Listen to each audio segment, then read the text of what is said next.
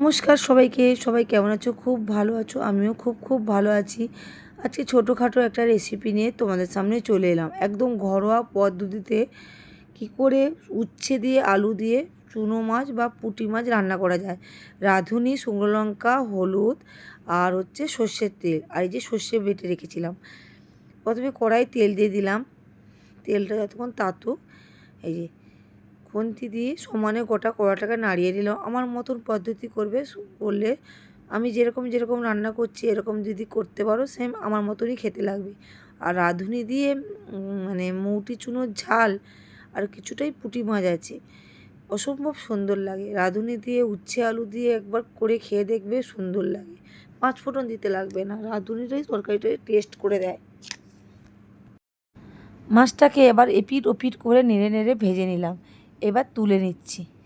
দেখো মাছগুলো কি সুন্দর লাল লাল করে ভাজা হয়েছিল না, আর কি সুন্দর দেখতে লেগেছে।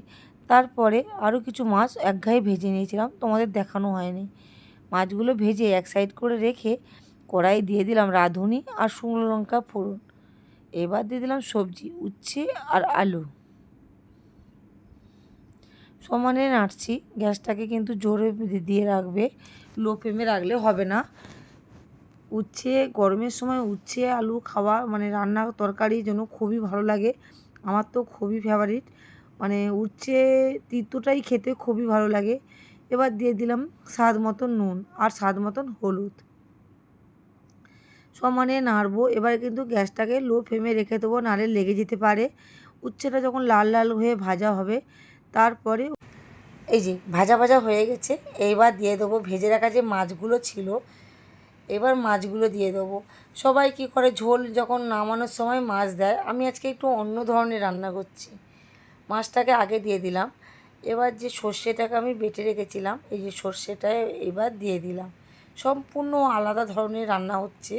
সবাই যেরকম রান্না করে এই রান্নাটা একবার ট্রাই করবে, সম্পূর্ণ খেতে অন্যরকম লাগবে, মুখে লেগেই থাকবে আর অন্য কিছু খেতে একদমই ইচ্ছে করবে না। গরমের সময় তিতোটা আর মুখে অমৃত। তিতোটা তোমার দুর্দান্ত হয়েছিল। আর দেখো তোমরা আমার মতন ট্রাই করলে তোমাদেরও এত সুন্দর হবে। একটু জল কম হয়েছিল তাই অল্প পরিমাণে জল দিয়ে দিলাম।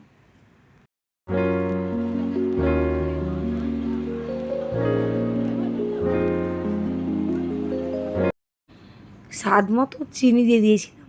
চিনিটা পুরো অপশানের, তোমরা দিলে দেবে, না দিলে কোনো ব্যাপার না।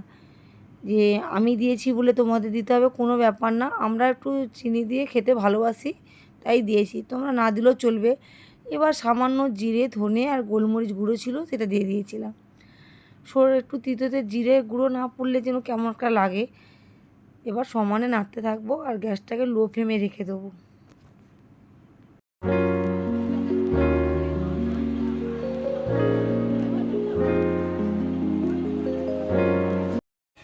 এবার একটু 1 চামচ ঘি দিয়ে দিলাম। ঘিটা দেখেছো, তোমাদের অপশান, দিলে দেবে, না দিলে না দেবে, কিন্তু একটু ঘি দিলে তো বেশ সুন্দর লাগে আর টেস্টটা লাগে, আর কিছু না। এবার আমার নামানোর পালা, অলরেডি হয়ে গেছে। দেখো কত সুন্দর কালারটা এসছে। একদম গরমাগরম গরম গরম উচ্ছে দিয়ে আর মৌটি চুনোর ঝাল, ভাবা যায় দুর্দান্ত লাগে। আর তোমরা কে কোথা থেকে দেখছো অবশ্যই আমাকে কমেন্ট করো। প্রচুর প্রচুর শেয়ার করে দিও আর সাবস্ক্রাইব করে দেবে আমার এই ফ্যামিলিটা। আর তোমরা যদি নতুন নতুন কিছু ভিডিও বা এই মানে রান্নার ভিডিও দেখতে চাও অবশ্যই আমাকে কমেন্ট করবে, আমি তোমাদের দেখানোর চেষ্টা করব। আর এখন দেখো এই যে সাজিয়ে ফেলেছি, কেমন লেগেছে অবশ্যই বলবে। আর এই রকম পদ্ধতি যদি তোমরা রান্না করো বা একদম সেম মতন আমি যেরকম যেরকম করেছি সেরকম যদি করতে পারো, আমার মতনই এই এই রান্নাটাই তোমাদের থালা থালা ভাত খেয়ে নিতে ইচ্ছা করবে, আর কোনো তরকারি মুখে লাগবে না।